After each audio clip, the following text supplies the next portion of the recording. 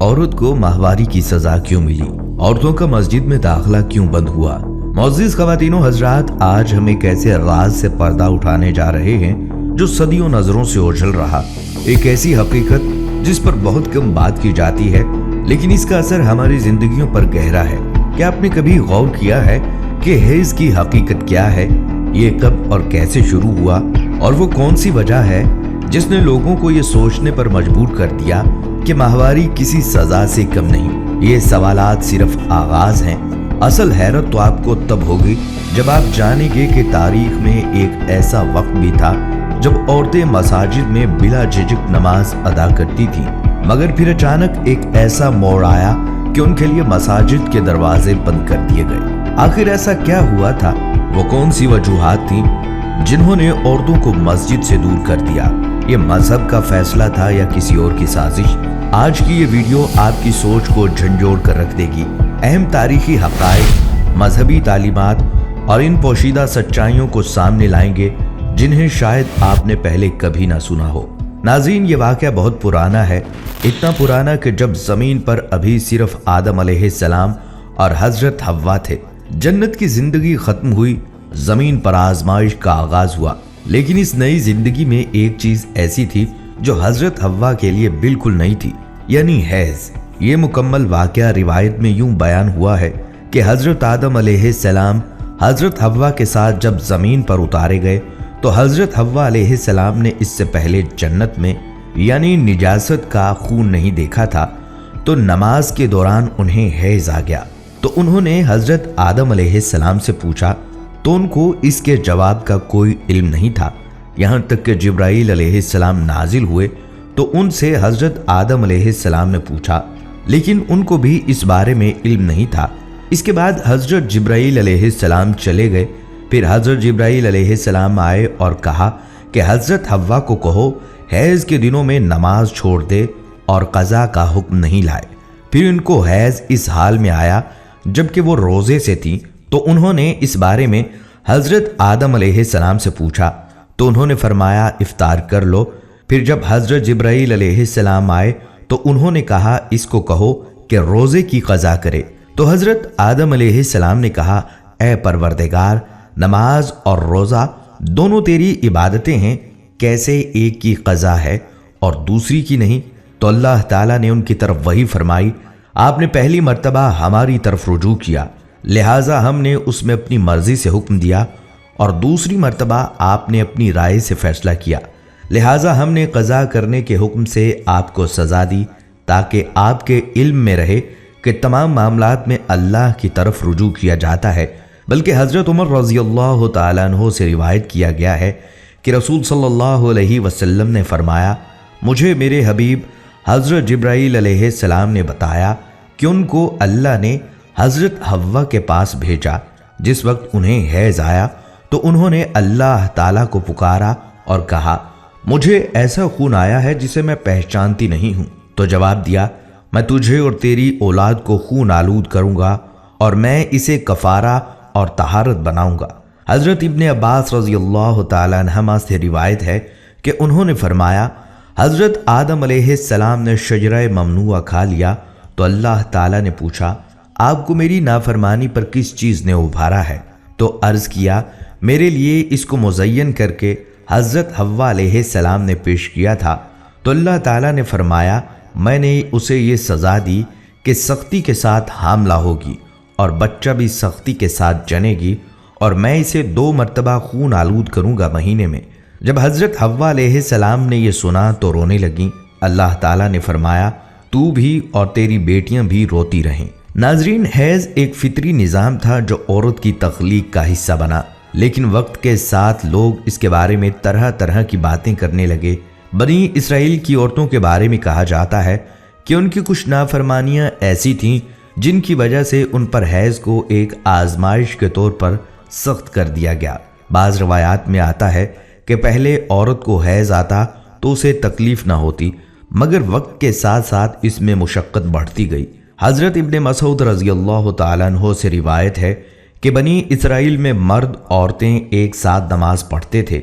चुनाचा औरत का एक यार हुआ करता था और वो लकड़ी का जूता पहनती थी جس سے اونچی ہو جاتی تھی اپنے دوست کو دیکھنے کے لیے، تو اللہ تعالیٰ نے ان پر حیض ڈال دیا۔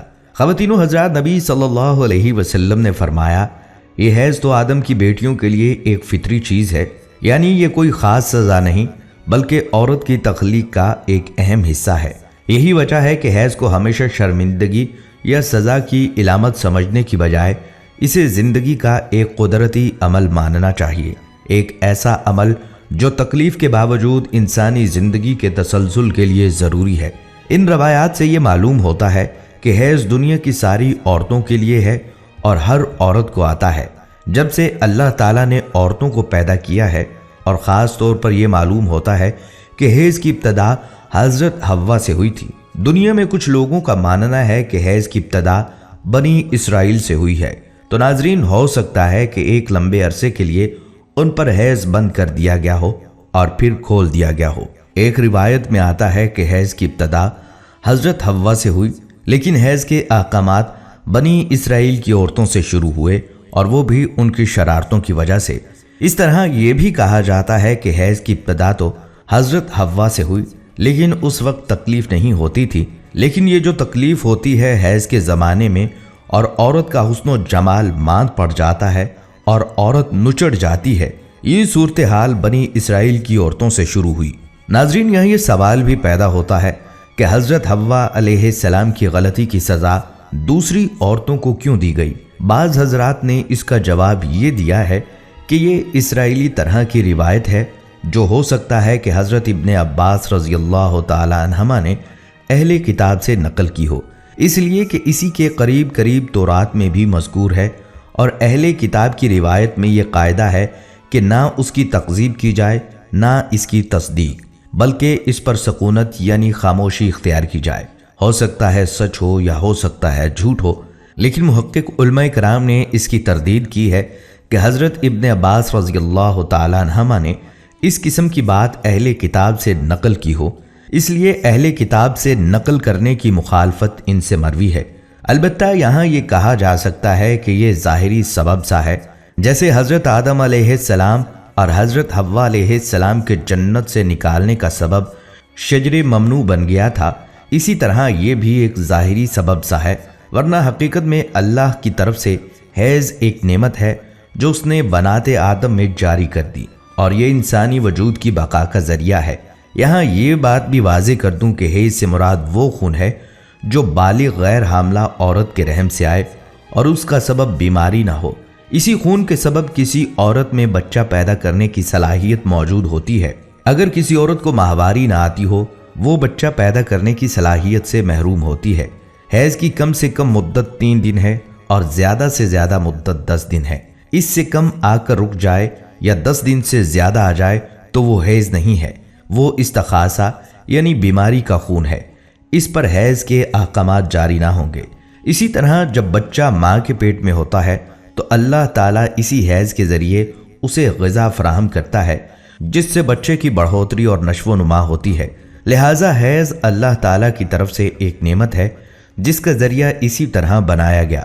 بھلا دیکھو، حضرت آدم علیہ السلام جنت سے نکالے گئے تو ان کی نسل پھیلی اور ہم اور آپ وجود میں آئے، ورنہ نہ نکالے جاتے تو نسل انسانی کہاں پھیلتی۔ اگرچہ اللہ تعالیٰ ہر چیز پر قادر ہے، لیکن اس نے ہر کام ایک نظام کے تحت رکھا ہے۔ حیض کی ابتدا کے بارے میں صحیح قول بس یہی ہے کہ اس کی ابتدا حضرت حوا سے ہوئی۔ حضرت حوا نے جب شجر ممنوع کا پھل کھایا، اسی وقت سے یہ بیماری عورتوں کے ساتھ لگ گئی۔ جو حضرات کہتے ہیں کہ اس کی ابتدا بنی اسرائیل سے ہوئی، تو وہ اس قول کو امام بخاری رحمۃ اللہ علیہ نے رد کیا ہے۔ ناظرین، جیسا کہ ویڈیو کے شروع میں کہا گیا تھا کہ عورتوں کا مسجد میں داخلہ کیوں بند ہوا، مسجد تو خدا کا گھر ہے، تو ایمان والیوں پر اس کا در کیوں بند ہوا؟ اس مسئلہ پر سب سے بڑا احتجاج تو خواتین کی طرف سے آنا چاہیے کہ ہم مسجد میں کیوں نہ آئیں، اب تک روکا کیوں اور اب تک انتظام کیوں نہیں؟ عورتیں بازار میں شاپنگ کے لیے، تجارتی میدان میں، مخلوط تعلیم گاہوں میں، سفر میں، اجتماعات میں، ریلیوں میں، احتجاجی مظاہروں میں، جاب کرنے کے لیے فرم میں ہر جگہ جا سکتی ہیں، لیکن کاروبار زندگی کی مصروفیت میں وقت نماز ہو گیا تو گھر آ کر ہی نماز پڑھیں۔ بلکہ مجھے ایک صاحب نے یوں کہا کہ جب لڑکیوں کو ہاسٹل میں گھر سے دور رہ کر دینی تعلیم حاصل کرنے اور یونیورسٹی جا کر عصری تعلیم حاصل کرنے کی اجازت ہے تو پھر انہیں اپنے محرم کے ساتھ جماعت میں جانے یا مسجد میں جا کر نماز پڑھنے کی اجازت کیوں نہیں؟ آج عورتوں کی بددینی کا بڑا سبب ہے کہ علماء کرام نے انہیں مسجدوں کے ماحول سے روک رکھا ہے۔ اگر امام ابو حنیفہ آج کی عورتوں کی بددینی کی حالت دیکھتے تو شاید ان کو مسجد جانے کی اجازت دے دیتے۔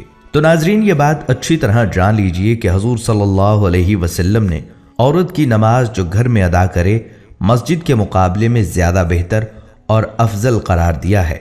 اگرچہ رسول اللہ صلی اللہ علیہ وسلم کے زمانے میں عورتیں مسجد میں نماز کے لیے آتی تھیں، وہ بہترین زمانہ تھا۔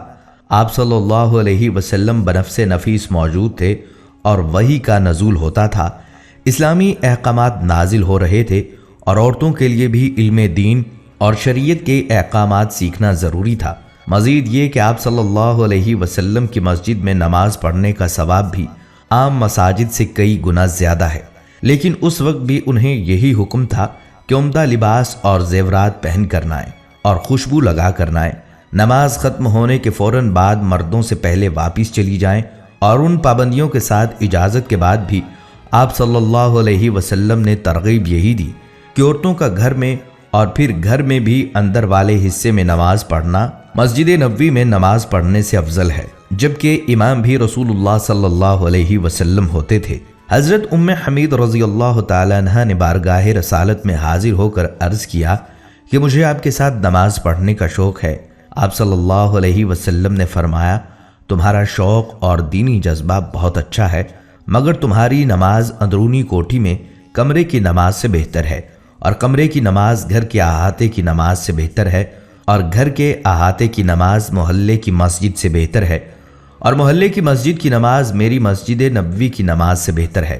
لہٰذا ام حمید سعدی رضی اللہ تعالیٰ عنہ نے فرمائش کر کے اپنے کمرے کے آخری کونے میں، جہاں سب سے زیادہ اندھیرا رہتا تھا، مسجد یعنی نماز پڑھنے کی جگہ بنوائی، وہیں نماز پڑھا کرتی تھیں، یہاں تک کہ ان کا وصال ہو گیا اور اپنے خدا کے حضور حاضر ہوئیں۔ صحابہ کرام رضی اللہ تعالی عنہم اجمعین تک یہ احادیث اور فرامین رسول اللہ صلی اللہ علیہ وسلم پہنچتے تھے، اور وہ دین کا مزاج بھی سمجھتے تھے۔ چنانچہ جب انہوں نے زمانے کا فساد دیکھا، یعنی جب کہ وہ زمانہ حضور صلی اللہ علیہ وسلم کے زمانے سے متصل تھا، تو مساجد میں خواتین کے آنے کی ممانعت فرما دی۔ خلیفہ راشد حضرت عمر رضی اللہ تعالیٰ عنہ نے خواتین کو مساجد میں آنے سے منع فرمایا، اور حضرت عائشہ رضی اللہ تعالیٰ عنہما فرماتی ہیں کہ عورتوں کی جو آج حالت ہو گئی، وہ اگر حضور صلی اللہ علیہ وسلم کے زمانے میں ہوتی تو آپ صلی اللہ علیہ وسلم عورتوں کو مسجد میں آنے سے منع فرما دیتے۔ لہٰذا موجودہ پرفتن دور، جس میں فتنہ، فساد اور بے حیائی عام ہے، اور مرد و زن میں دین بیزاری کا عنصر غالب ہے، عورتوں میں فیشن اور بند سنور کر باہر نکلنے کا رواج ہے۔ آج کے دور میں اگر حضرت عمر فاروق رضی اللہ تعالیٰ عنہ موجود ہوتے یا حضرت عائشہ رضی اللہ تعالیٰ عنہ موجود ہوتی تو موجودہ زمانہ میں عورتوں کے متعلق کیا رائے قائم کی جاتی؟ علماء احناف ان روایات اور دیگر نصوص کی بنا پر عورتوں کو مساجد یا عیدگاہ آنے سے منع کرتے ہیں، لہٰذا عورتوں کو مسجد میں آ کر با جماعت نماز پڑھنے کی ہرگز اجازت نہیں ہے، خواہ پردے کے ساتھ ہی کیوں نہ آئے۔ بلکہ عورتوں پر عید کی نماز واجب بھی نہیں۔ عورتوں کے لیے جب فرض نمازیں اپنی رہائش گاہ میں نماز ادا کرنے کا حکم ہے، تو عیدین اور جمعہ کی نماز جو ان پر واجب نہیں، عمومی احوال میں اس کے لیے خواتین کا گھر سے باہر جانا بھی مکروہ تحریمی ہوگا۔ تاہم اگر خواتین حرم یا مسجد نبوی میں موجود ہوں تو مخصوص احاطے میں عید یا جمعہ کی نماز ادا کر سکتی ہیں۔ عورتوں کے لیے جماعت کے ساتھ نماز پڑھنے کے لیے مسجد میں آنا مکروہ تحریمی ہے، خواہ نماز فرض ہو یا عید کی نماز ہو یا تراویح کی جماعت ہو۔ خواتین و حضرات، یہ تھی ہماری آج کی ویڈیو۔ اگر آپ کو یہ ویڈیو پسند آئے تو اس ویڈیو کو باقی تمام لوگوں کے ساتھ ضرور شیئر کیجیے گا، تاکہ یہ ویڈیو آپ کے لیے صدقہ جاریہ بن جائے۔ اسی کے ساتھ مجھے اجازت دیجیے، ملتے ہیں اگلی آنے والی ویڈیو میں، تب تک کے لیے اللہ حافظ۔